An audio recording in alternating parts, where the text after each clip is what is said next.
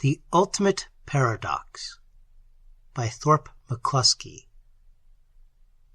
When Beecham, gardener, chauffeur, and man of all work to Dr. Severance, the retired physicist, first saw the crotchety old man standing on the lawn beyond the rose arbor, adjusting a strangely complex machine about his body, he thought nothing of it, but went on with his pruning.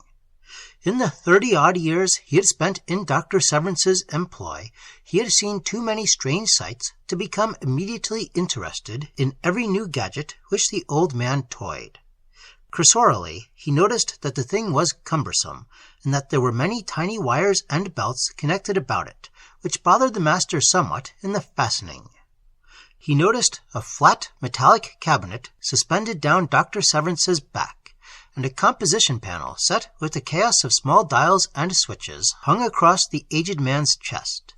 But these details interested Beecham only momentarily, and after a brief stand up and stretch, during which he wiped a spray of July sweat from his forehead, he bent down again to his work.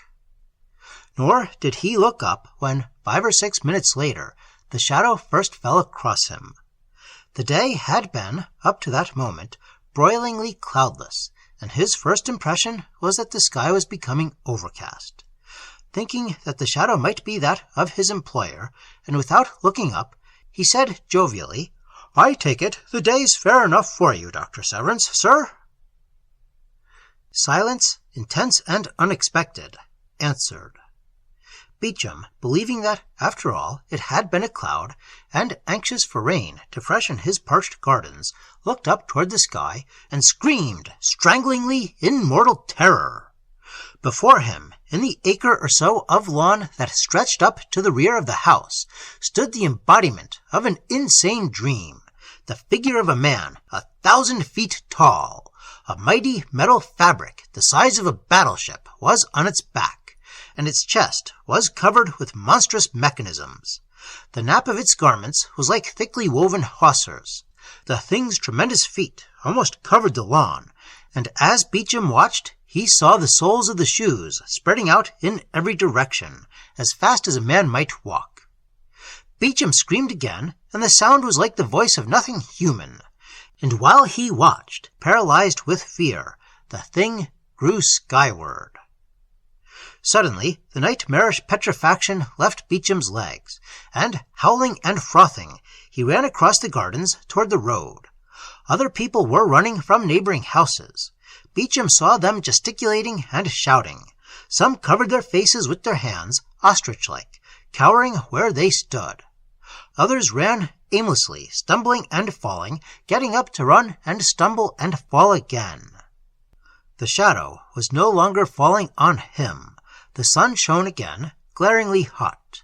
Beecham looked back. The figure, grown immeasurably more huge, had stepped from the lawn across a wide expanse of pasture land and was standing at the edge of a wood. From far down the road, Beecham heard the wail of a siren. A long black touring car raced down the boulevard and, with brakes screaming, stopped abruptly beside the hedge a few feet from Beecham. It disgorged a number of policemen. Police Captain Riley looked across the pastureland toward the wood. "My God, what can we do against a thing like that?" He was not afraid, but his voice shook. He carried a submachine gun in the crook of his right arm, but after a moment's hesitation, he shrugged, turned, and put it down on the front seat of the automobile. Siren after siren wailed as the police came in patrol and radio cars, on motorcycles, in commandeered automobiles. The roadway was jammed. Beecham, feeling less afraid, wormed his way toward Captain Riley. "My God, are we going nuts entirely?" Riley was saying. "Please, officer," Beecham pleaded, plucking at Riley's sleeve. "I know him." He gestured toward the figure. "It's Dr. Severance. I'm his man, Beecham, and I'd recognize him anywhere." "Holy Mother of Mercy!" Riley cried, looking first at Beecham and then at the silent colossus standing in the wood. He said no more, only stared at the thing that grew there, stared with his mouth hanging slackly open, and a greenish sickliness on his face. By that time, there must have been 1,000 people lined along the road, watching the wood a mile away, and the being that rose, second by second, into the sky. For the most part, there was silence. There was an occasional scream, and there were curses that were really prayers, but there was no coherent word spoken in all that first ghastly half-hour, for it occupied no more than a half-hour altogether, that first stage. Watches cannot lie, and cannot be frightened. A horrible sound of crashing trees and crunching shrubbery came from the wood. The figure did not move. It only grew, and the forest crashed as it grew. Perhaps 20 minutes had passed since Beecham first noticed the shadow. The figure at the end of that time was probably 5 miles tall. This estimate cannot be considered accurate, as it is partly based upon the testimony of witnesses who were, at the time, half mad with fear. Afterward, however, measurements were made by municipal surveyors which showed fairly definitely the extent of damage to the timber, and from these measurements it would appear that the impressions left in the wood by the feet of the figure were upwards of 3,000 feet in length. From the time it had stepped from the garden to the center of the wood, the figure had not moved.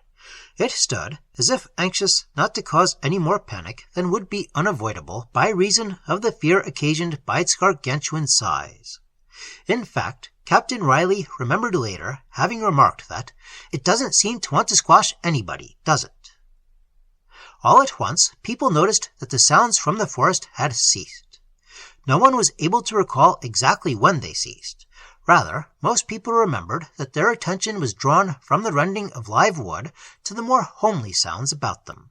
The chattering of nerve-racked voices, the clatter of rifle butts, and the sickish sucking of tires on sticky macadam. But the forest was silent. No more trees fell. The figure still grew. The first fright began to leave the majority of those who watched. They spread out along the hedge beside the road, and waited, looking toward the wood. They moved and talked as though they dreamed, as though their dreams were nightmares which had failed to develop the maximum of horror. This curious mass reaction was no doubt due to a subconscious lessening of fear of the figure which had not threatened them in any way. The figure rapidly reached such proportions that any attempt to estimate its actual size by comparing the statements of eyewitnesses became absurd. The feet and legs towered out of the wood, which they had almost completely hidden, and the rest of the figure was so foreshortened by the nearness of the people huddling beneath it that the upper part of the body was beyond view. It was possible to watch, almost foot by foot, the steady growth of the colossus. Rank after rank of treetops disappeared soundlessly, apparently vanishing within the solid leather of the boot soles. It was not until the feet, after swelling entirely out of the wood, had begun to advance across the pasture that those watching observed incredibility. It was as if the wood and pastureland became a part of the figure, or conversely, the figure became a part of the landscape, without harm to either. Amazed, the people watched, and saw that a tree, merging into the colossus, would not tremble even in its tiniest leaf, but, on the contrary, would stand erect as if the monster engulfing it were no more than impalpable fog. Then a man, more sharp-eyed than most, shouted, "The damn thing's transparent!" Presently, all of those who watched saw that this was so. As the great boot soles, like monstrous ramparts of leather, advanced over the meadows, they saw that they could discern the outlines of trees and rocks within their surface, as though encased in brown ice. The boot soles, 1,000 feet high, had advanced halfway across the meadows. The police began to clear the road. Captain Riley and his men, spread a mile or so up and down the road, continued to watch the sheer brown mountain that, grown out of all semblance to anything describable, towered into infinite, a scant 100 yards away. Their automobiles, drawn up alongside the road, stood with motors idling, ready to speed them to safety. 2 state policemen, as though gripped abruptly by a common impulse, vaulted the hedge, and cautiously advanced across the meadow. They approached within 100 feet of the billowing brown wall. Then one drew his automatic, dubiously emptied its magazine into the advancing mass. Turning, he looked at the policemen scattered along the road and grinned. Then, waving his hand, he walked directly into the tawny, transparent immensity. For possibly 20 or 30 feet he continued. Once or twice he put his hand before his eyes, as a man walking in a thick smudge might do. Then he came out and held his hands high over his head, to show that he was unhurt. He talked to his companion. They stood close together. The city police clambered over the hedge and came toward them. The brownish wall continued to advance. It filled half the sky, like a great cloud. The thing was becoming colorless and more transparent. It reached the policemen and crossed the road. There was nothing solid about it.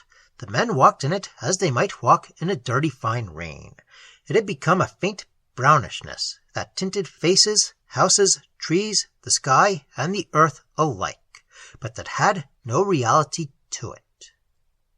Within the hour, the vanguard of a swarm of reporters and sensation hunters began to arrive. They were disappointed, for there was nothing to see. Except for an unusual brownish tint which hung in the sky, and which made the late afternoon heavens strikingly beautiful, there was nothing at all. What was it? The papers asked later. A hoax? Mass hypnotism? What caused the destruction in the forest? Why the great footprints etched in splintered trees? Captain Riley, seeing that the danger, if any had ever existed, was over, sent his men back to the city. He was about to clamber into his car himself when he saw Beecham. He remembered that Beecham had told him something crazy. "Hey, you! What's this you said to me about knowing that?" He waved an ineffectual arm in a half-circle that took in half the world. Beecham licked his lips. "I said it looked like Dr. Severance," he mumbled. Riley considered. He felt empty, like a child who has seen a bubble blow up and burst. "Get in," he growled. "We're going over and have a talk with your Dr. Severance." The car, Riley driving, with Beecham huddled beside him, hurtled savagely down the road and pulled up with a jerk before the Severance estate. Riley, mumbling angrily, gestured to Beecham to precede him up the walk. The screen door was unlatched. Beecham entered, Riley close behind him. They walked through the library. There was no one in the room. At the far end of the library was a heavy golden oak door. "Where's that go?" Beecham hesitated. "That's Dr. Severance's study. He never lets me inside." "You go ahead," Riley snarled. "By God, you open that door." Beecham's trembling hands pushed open the door. When old Charles Severance, standing on the lawn beside his house, adjusted the straps about his body and threw certain small switches in the panel on his coat, he knew with a fair degree of certainty just what would happen. He knew that the mechanism, or rather the complexity of mechanisms, which he had devised, was capable of doing two things. It built up a field, electrical in nature, yet which tapped sources of pure energy which were even more fundamental than electricity, which exerted an explosive force upon every proton and electron, on every fleck of energy, within a certain radius. In non-technical language, it was a repulsive force, universal yet limited to its own boundaries, which caused every electron within those boundaries to recede from its proton, and every proton, in turn, to repulse every other proton. Thus any matter placed within its field, and acted upon, grew, retaining its original mass, diminishing in density. The apparatus itself, being within the field, also grew, and even the field itself, because its action was cumulative, grew. This entire process was progressive and proportionate. Many scientists have long known that there is a universal yardstick of energy. Call it by any name. Call it electricity, although we know that electricity is only a manifestation of it, as is gravitation. Call it pure forces. Call it God. Whatever it is the building material of all the universes. Dr. Severance had discovered a way to pour this energy into his field. He had also observed that this pure force obeyed certain simple laws. It spread uniformly throughout a given space, like water, which seeks a common level and maintains within narrow limits a certain density. Released within the confines of Dr. Severance's field, this force would immediately commence adding energy, or mass, to every proton and electron within the field, until, should the process not be halted, the field itself and everything it contained would become a ball of pure force. The fundamental energy was apparently available in limitless quantities throughout all space. Dr. Severance was well aware that he could never reverse the action of his apparatus. Energy, once poured into its field, could never be withdrawn. Once he subjected his body to its influence, there was no going back. Standing on the lawn and growing, Dr. Severance, with the thoroughness which was second nature with him, mentally recorded his sensations. He had synchronized his apparatus so that his density would increase in correct proportion to his mass. He felt no bodily sensations whatever, no nausea, no dizziness, nothing.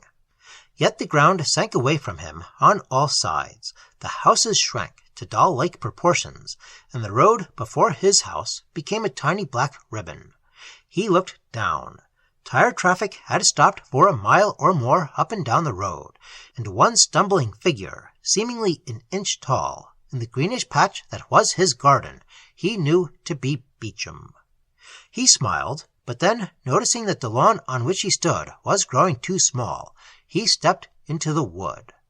Growing, he watched the landscape fall away from all about him, and the hills became little ridges across the earth.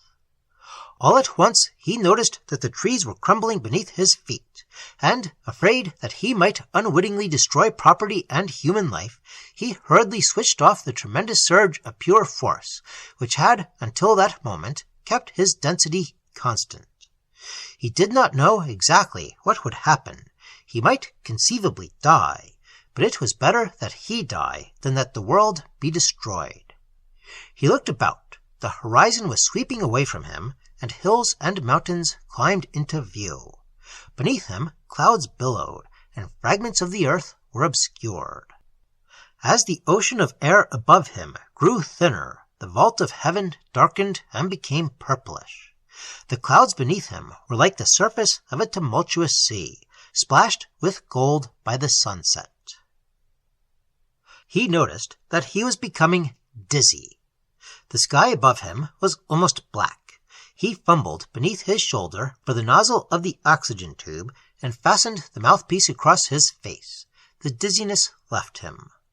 He looked at the sun, a blinding bluish-white ball, with great varicolored streamers writhing and tossing on its surface and far out in space.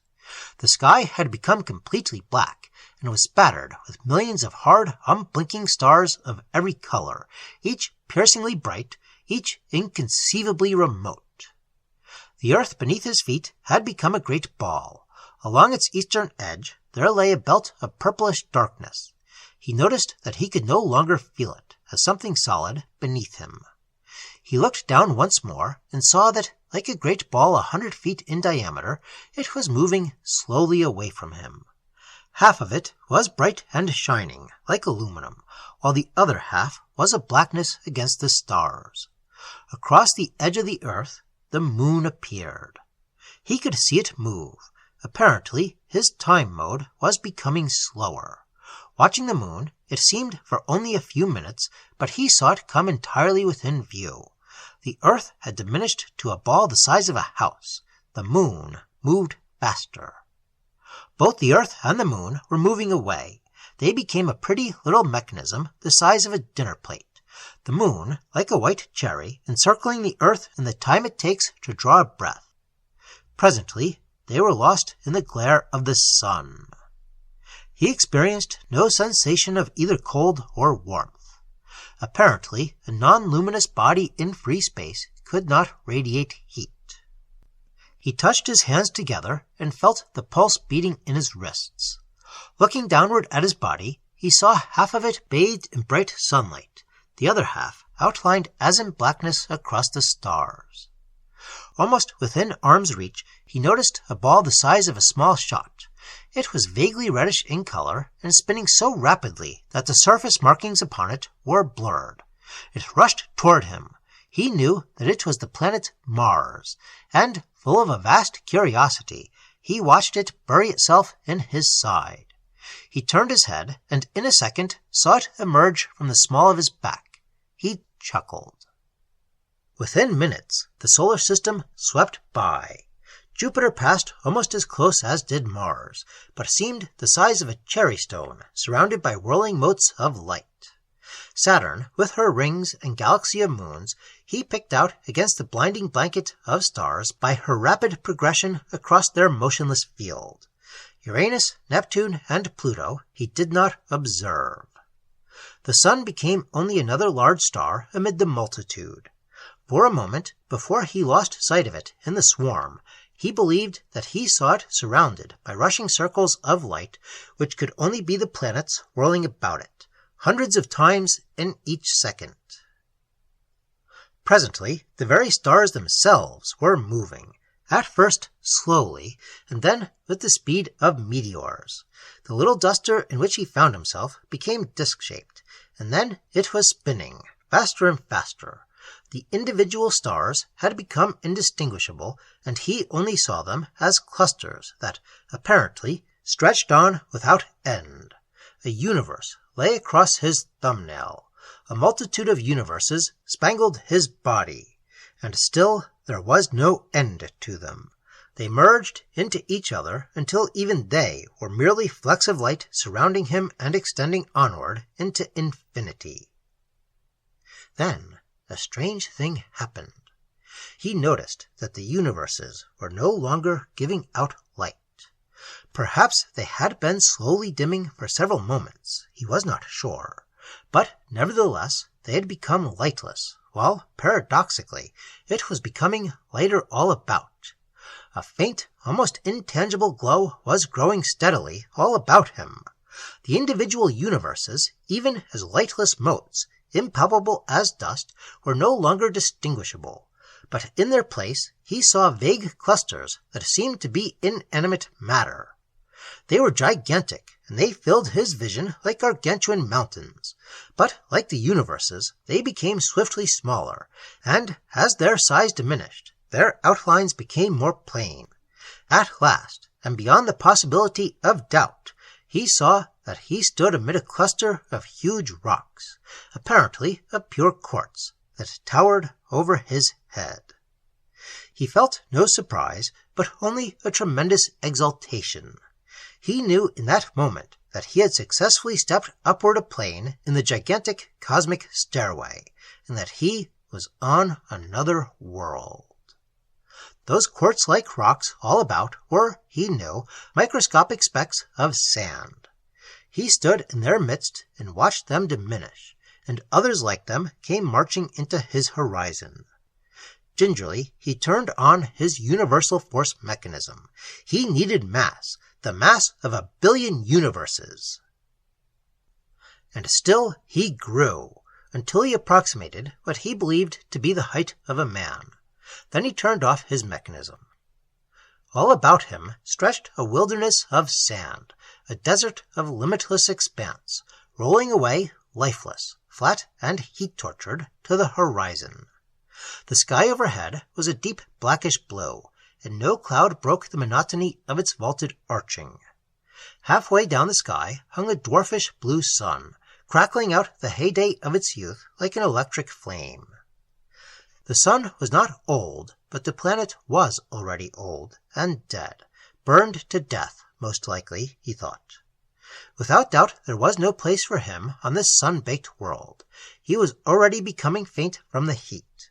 He glanced at the dial on his oxygen tank, which registered 3/4 capacity, and, with a regretful glance about him, turned on his mechanism.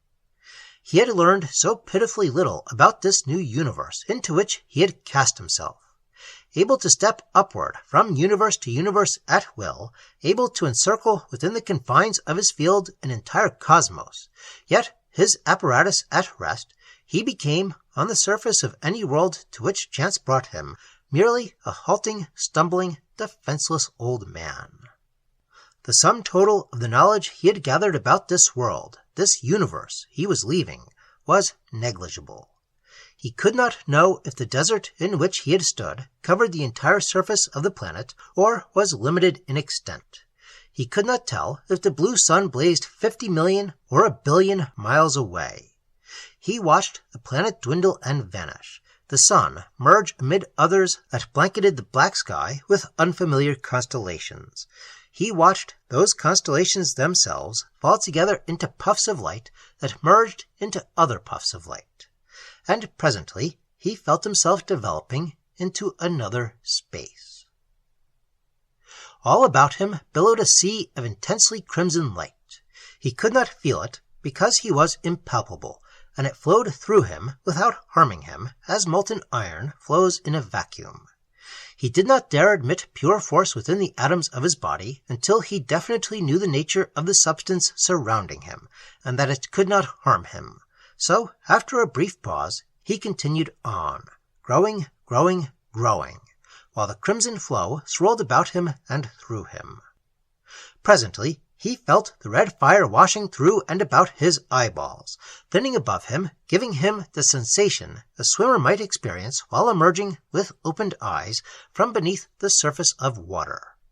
He looked out upon a sea of leaping fire, extending in every direction as had the sandy desert a few moments before. Above his head was a lake of blackness strewn with stars. He knew then that he had been within a sun.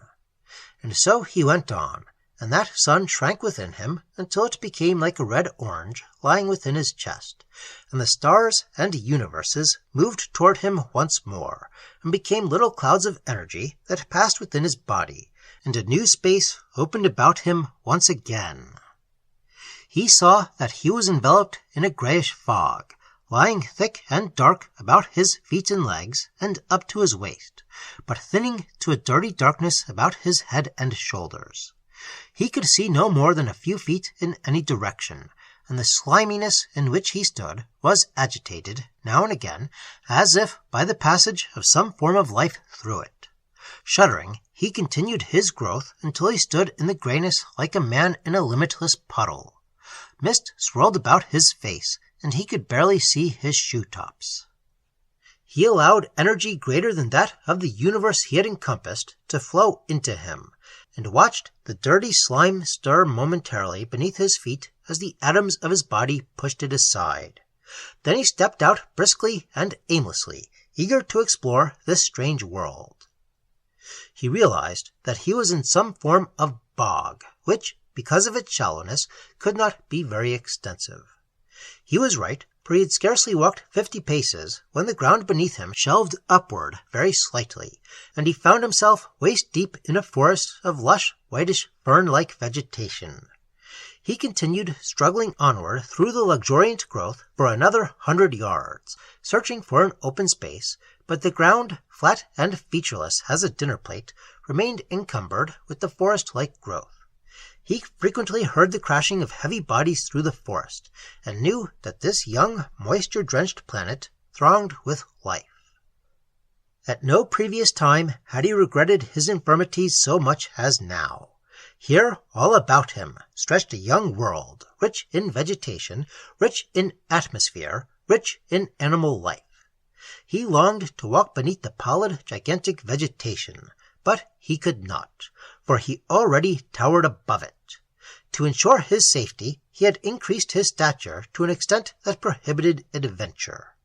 He was a giant, unable to do more than peer down into a weird, gloomy world. His old muscles ached from the exertion of walking, and, seeing no sign of an open space where he might sit, he turned on his mechanism again until the great vegetation beneath him was no more than grass, inches high. Then he sat down and held his forehead in his hands. He was deathly tired. He made atmospheric tests, for sooner or later he must find a world on which he could live. The atmosphere was rich in oxygen, saturated with water vapor, capable of supporting human life. He recharged his oxygen tanks and, standing erect, looked about him. The fog was so thick that he could not see the ground beneath his feet. He went on growing, until his head topped the clouds, but there was no break in their ranks. They extended onward like a mournful sea in every direction. He started walking in 3-mile strides and went on until he was tired. Occasionally he felt uneven hummocks beneath his feet and knew them to be hills and mountains.